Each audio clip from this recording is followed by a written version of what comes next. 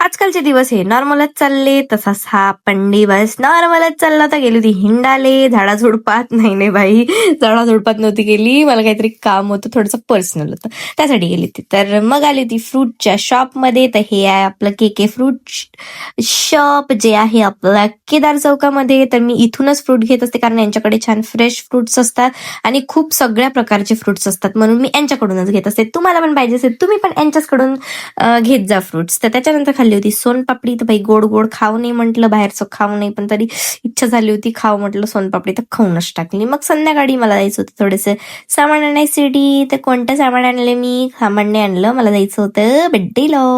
तर बड्डेसाठी मग थोडं गिफ्ट विफ्ट तर घ्यास लागते ना बाई. तो उसके लिए मैंने वो गिफ्ट खरीदा. फिर आ गई मैं घर पे अपने वापस, थोडासा गाडी वाडी का काम करके. आणि मला तुम्हाला एक असं सांगायचं आहे की आपल्या वरुडमध्ये मस्तपैकी जावेद हबीब लागलेलं आहे हेअर कटिंगसाठी. तर खूप छान अशी हेअर कटिंग करतात ते लोक. तर तुम्ही नक्की तिथे व्हिजिट करा. फ्रीमध्येच आहे हे प्रमोशन करून राहिली मी त्यांचं. त्याचे काही मला पैसे भेटलेले नाही. आता मग आली ती बड्डे मध्ये मस्तपैकी चुरपून चारपून जेवण केलं बढिया, आली घरी. सो भेटूया नेक्स्ट ब्लॉग मध्ये. बाय.